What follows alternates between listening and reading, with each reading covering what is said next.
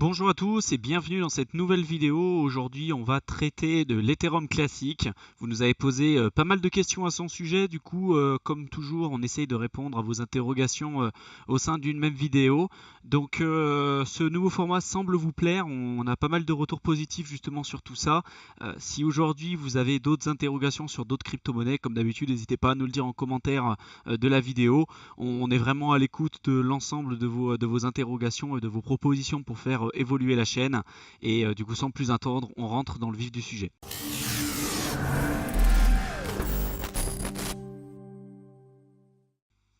Alors du coup, avant de commencer cette vidéo, on va déjà essayer de répondre à la question ce qu'est l'Ethereum classique. Donc pour bien comprendre en profondeur ce qu'est l'Ethereum classique, il faut revenir un peu plus en arrière dans l'histoire. Vous le savez, mais l'ensemble de l'écosystème d'Ethereum repose sur la mise en place des contrats intelligents. Contrairement à des contrats traditionnels qui ne font que décrire les termes d'une relation, les contrats intelligents permettent de s'assurer que les termes du contrat soient bien respectés. Lorsque les conditions de départ prédéfinies elles sont remplies, le contrat est exécuté automatiquement. Les applications des smart contracts sont presque illimitées. Clairement, on pourrait à la fois les retrouver dans des domaines comme la finance, l'immobilier, l'alimentation, l'assurance, etc. On fera d'ailleurs une vidéo complète sur les smart contracts puisqu'il y a tellement de choses à dire qu'on pourra pas tout dire dans cette vidéo. Mais clairement, je pense que ça fera l'objet d'une vidéo à part entière.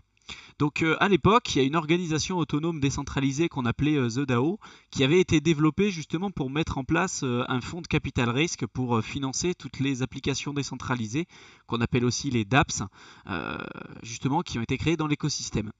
Donc ce projet avait une portée plutôt intéressante, mais par contre le 17 juin 2016, il y a un pirate qui a exploité une faille du système et qui est parvenu à détourner un tiers des fonds qui se trouvaient sur The DAO.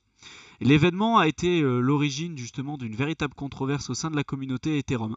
D'un côté, les personnes qui voulaient trouver un moyen de rembourser les investisseurs grâce à un hard fork de la blockchain, et de l'autre côté, ceux qui refusaient totalement cette alternative. De cette confrontation idéologique sont nés justement l'Ethereum, la nouvelle blockchain, et l'Ethereum classique, qui était la blockchain originelle. Les utilisateurs qui n'ont pas accepté les changements ont préféré rester sur l'ancienne version de la blockchain, qui est devenue aujourd'hui l'Ethereum classique. Alors du coup, les deux blockchains sont identiques dans tous les sens, jusqu'au bloc 1 920 000. L'Ethereum classique offre toujours les mêmes fonctionnalités qu'Ethereum, telles que la création et le déploiement d'applications intelligentes. Toutefois, puisqu'un hard fork a été effectué, l'Ethereum classique ne pourra accéder à aucune des mises à jour effectuées par l'Ethereum. Ceci est plutôt problématique puisque la majorité des poids lourds de l'Ethereum ont rejoint la nouvelle blockchain et de ce fait, le jour où l'Ethereum classique effectuera son passage du Proof of Work vers le Proof of Stake, cela sera sans doute quand même non reproductible pour l'Ethereum classique. Alors du coup, comment fonctionne l'Ethereum classique ? Toutes les personnes qui soutiennent le projet de l'Ethereum classique, l'immuabilité du projet, c'est un point crucial et fondamental. En d'autres termes, peu importe les événements qui surviennent, le code est roi et rien ne doit être modifié. Toutes les fonctionnalités qui existaient avant le bloc 1 920 000 sont identiques entre les deux versions de la blockchain, donc que ce soit d'une part l'Ethereum et d'autre part l'Ethereum classique. De ce fait, l'Ethereum classique est notamment capable de mettre en place des contrats intelligents et valide les transactions grâce au Proof of Work ou preuve de travail en français. Pour en savoir un petit peu plus sur le fonctionnement de l'Ethereum classique, on vous conseille de vous rendre justement sur notre précédente vidéo qui va traiter de l'Ethereum puisque bien évidemment les deux projets se ressemblent quand même pas mal. Tout comme le projet IOTA, l'Ethereum classique a annoncé sa volonté de se tourner vers l'Internet des objets, ou Internet of Things en anglais, ce qui est plutôt intéressant.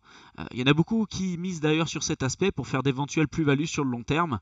On vous mettra un lien dans la description qui vous permettra de regarder un petit peu les sources que nous on a pu trouver sur l'Internet des objets et notamment la volonté de l'Ethereum classique de se tourner vers cet aspect-là.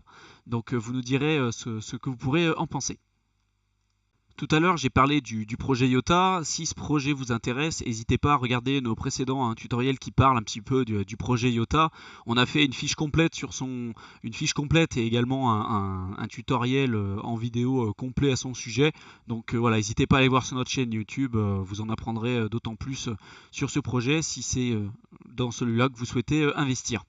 Derrière, si vous voulez suivre un petit peu l'évolution du cours de l'Ethereum classique, nous on vous conseille deux plateformes différentes, CoinGecko et CoinMarketCap. Avec ces deux plateformes, nous c'est ce qu'on utilise de notre côté pour nos propres investissements. Donc si vous souhaitez du coup utiliser ces deux plateformes-là, on a fait des tutoriels sur chacune de ces deux plateformes, que ce soit d'une part CoinMarketCap et d'autre part CoinGecko. Donc de la même chose, hein. N'hésitez pas à aller les voir si vous voulez en savoir plus. Autre chose, si maintenant vous souhaitez du coup acheter de l'Ethereum classique, il y a plusieurs plateformes qu'on peut vous conseiller. Si vous souhaitez en acheter à partir de monnaie fiat, donc vous pourrez utiliser Kraken ou Coinbase, hein, qui sont des plateformes très simples d'utilisation. L'avantage de Kraken, c'est quand même que les frais d'utilisation et de transaction sont quand même beaucoup plus faibles que ceux que vous pourrez retrouver sur Coinbase. Par contre, sur Kraken, vous pourrez uniquement acheter des crypto-monnaies à partir de monnaie fiat, mais uniquement à partir de virements SEPA, donc virements bancaires, tandis que sur Coinbase, si vous êtes vraiment débutant, vous pourrez à la fois acheter donc vos crypto-monnaies à partir de monnaie fiat, mais bien évidemment à partir de votre carte bancaire, donc ce qui est quand même plutôt intéressant.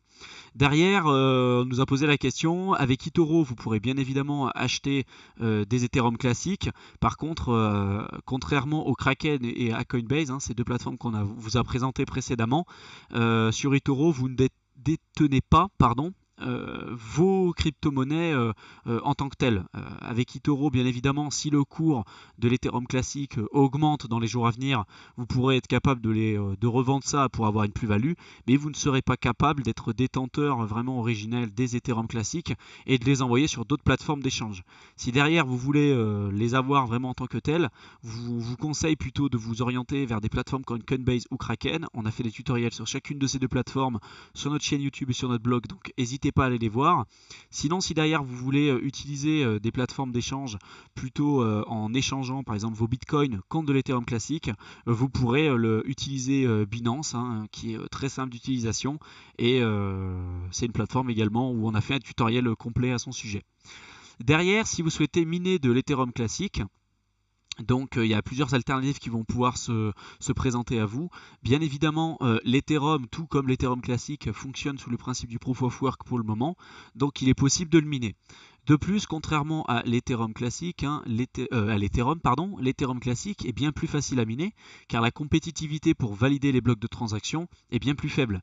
Si vous souhaitez débuter votre activité de mining pour l'Ethereum classique, vous devrez au préalable déterminer un wallet capable de stocker les Ethereum classiques. Les portefeuilles comme Exodus ou Coinomi par exemple peuvent être utilisés dans ce sens. Vous aurez également besoin d'un logiciel adapté comme Claymore, Dual Ethereum ou bien ETH Miner. Si ces logiciels ou également sur des portefeuilles comme Exodus ou Coinomi, vous aimeriez qu'on fasse un tutoriel complet sur ces sujets-là, n'hésitez pas à nous le dire, on le fera avec plaisir, il n'y a pas de problème là-dessus. Il y a un dernier ingrédient qu'il vous faudra pour du mining efficace d'Ethereum classique, c'est du matériel performant, comme des cartes graphiques Nvidia haut de gamme, comme les 1080 ou les 1080i, ça fera bien l'affaire. Pour les personnes qui ne souhaitent justement pas prendre de risques avec l'achat de matériel ou bien qui ne veulent pas traiter les aspects techniques du minage, ils peuvent tout simplement envisager d'utiliser MinerGate. On vous mettra un lien dans la description qui vous permettra d'accéder à cette plateforme. Ce site fournit une interface d'utilisateur graphique justement très simple d'utilisation. Il n'y a pas vraiment de configuration à faire et le téléchargement de l'application est très simple. Vous verrez, on vous fera un tutoriel d'ailleurs complet à son sujet si ça vous intéresse. Vous aurez simplement à déterminer un petit peu l'indication de l'adresse d'Ethereum classique à laquelle vous souhaitez envoyer vos pièces et en quelques clics vous pourrez démarrer votre activité de mining. Bien évidemment, les rendements générés par ce procédé sont quand même plus faibles que si vous faisiez une activité de mining par vous-même, mais les risques sont quand même nettement plus faibles puisque là vous investissez pas dans du matériel avec un coût élevé. Si vous choisissez d'opter pour un minage en pool, vous abandonnerez un petit pourcentage de vos bénéfices, mais en combinant votre puissance de hachage avec d'autres mineurs, vous pourrez obtenir des versements nettement plus réguliers. Parmi les pools de minage pour l'Ethereum classique les plus connus, on a par exemple Nanopool, qui est un bel exemple et qui aujourd'hui a une bonne réputation. Donc le site est très ergonomique, simple d'utilisation. Donc si ça vous intéresse, on vous aura mis un lien dans la description. Et bien évidemment, comme à chaque fois, si vous souhaitez qu'on fasse un tutoriel ou qu'on réponde à des questions un petit peu à son sujet, on fera une vidéo dessus. Donc n'hésitez pas à nous le dire en commentaire de cette vidéo. Alors pour les personnes qui se demandent maintenant quel wallet Ethereum classique choisir, clairement nous celui qu'on utilise sur tous nos investissements, la plupart de nos investissements, c'est le Ledger Nano S. Donc c'est un hardware wallet, c'est un c'est un portefeuille physique et clairement aujourd'hui le Ledger Nano S, on vous mettra un lien dans la description, c'est aujourd'hui la solution la plus sécurisée pour vos investissements sur le long terme. Si vous souhaitez faire de l'investissement le long terme, nous ce qu'on vous préconise c'est d'utiliser justement les wallets physiques, puisque clairement c'est ceux qui vous permettront de sécuriser au maximum vos investissements. Et derrière, si vous souhaitez utiliser d'autres wallets comme par exemple des wallets sur bureau pour faire des envois et des réceptions de crypto-monnaies plus fréquemment, vous pourrez utiliser Jaxx ou Exodus qui marchent très bien pour l'Ethereum classique. Derrière, si vous souhaitez utiliser un portefeuille web, donc il y a un portefeuille web qui est vraiment dédié à l'Ethereum et qui s'appelle MyEther Wallet. On a fait d'ailleurs une vidéo complète à son sujet. Il y a l'équivalent pour l'Ethereum classique qui s'appelle Classic Ether Wallet et qui est un peu compliqué à utiliser, mais une fois qu'on l'a pris en main, vous verrez qu'on s'y fait quand même assez rapidement. Derrière, quel avenir vraiment pour l'Ethereum classique? Est-ce que ça vaut le coup d'investir? Est-ce que vaut plutôt l'éviter?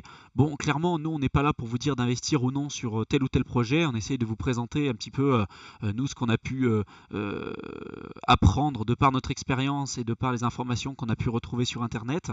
Donc, comme d'habitude, on vous invite à faire vos propres recherches et à confirmer ou à infirmer ce qu'on vous a présenté sur la chaîne. On peut se tromper, on n'est pas infaillible. On essaie de vous présenter le plus d'informations possible pour que vous puissiez avoir une vision globale du projet et que vous puissiez à la fin de ces vidéos choisir ou non si vous souhaitez investir dans la crypto-monnaie. Mais clairement, c'est pas à nous de vous dire si vous devez ou non investir dedans. Donc il y a plusieurs avantages que nous on voit à l'Ethereum classique. La première chose, c'est la décentralisation vraiment de la crypto-monnaie. Et donc l'Ethereum classique est complètement décentralisé grâce à l'utilisation de la machine virtuelle Ethereum ou l'Ethereum Virtual Machine en anglais. Les transactions peuvent être effectuées sans l'aide d'un intermédiaire, bien évidemment. Il y a un aspect technologique, nous aussi, qu'on voulait mettre en évidence. Donc comme l'Ethereum classique permet de mettre en place des contrats intelligents et bien évidemment les applications et les retombées du projet sont presque infinies grâce à l'utilisation des contrats intelligents. Il y a un autre point qu'on voulait souligner, c'est le côté vraiment la progression du projet. Ce qu'on veut entendre par là, c'est même si l'investissement dans l'Ethereum classique, comme dans l'ensemble des crypto-monnaies, c'est un investissement à fort risque. Donc, petite parenthèse, investissez toujours l'argent que vous êtes prêt à perdre. À chaque fois que vous mettez de l'argent dans les crypto-monnaies, c'est de l'argent que vous pouvez perdre du jour au lendemain. Donc, n'utilisez pas de l'argent que vous avez besoin pour vivre. Ça serait vraiment une très grosse erreur. Donc, comme dans tous les investissements, l'investissement dans l'Ethereum classique est à fort risque, mais il est aujourd'hui presque 23 fois inférieur à la valeur de son proche cousin, l'Ethereum. Donc 23 fois inférieur, c'est à l'heure où je tourne cette vidéo. Donc la marge de progression vraiment pour l'Ethereum classique est peut-être potentiellement plus élevée que celle de son plus proche cousin, qui est l'Ethereum. Donc de plus, le projet compte parmi ses fondateurs des donateurs influents tels que Barry Silbert. On vous fera une vidéo complète à son sujet puisqu'il y a vraiment trop de choses à dire sur cette personne. On vous conseille vraiment de vous renseigner sur lui puisque vous apprendrez un certain nombre de choses qui peuvent être intéressantes pour vos investissements. Un autre point, c'est les nouvelles applications que va avoir ce projet, s'il perdure bien évidemment sur le long terme. Donc les personnes qui supportent le projet ont récemment annoncé que l'Ethereum classique pourrait bientôt être utilisé dans l'Internet des objets, ce qui est quand même plutôt intéressant. On a fait une vidéo complète lorsqu'on vous parlait du projet IOTA, donc sur l'Internet des objets, sur les retombées, etc. Donc si vous voulez en savoir plus, allez voir cette vidéo. Donc maintenant, il y a deux inconvénients qu'on voit au projet. C'est dans un premier temps les développeurs. Donc la plupart des gros développeurs et les poids lourds du projet se sont ralliés à l'Ethereum et non pas à l'Ethereum classique. Donc ils se sont ralliés à l'Ethereum, la nouvelle blockchain.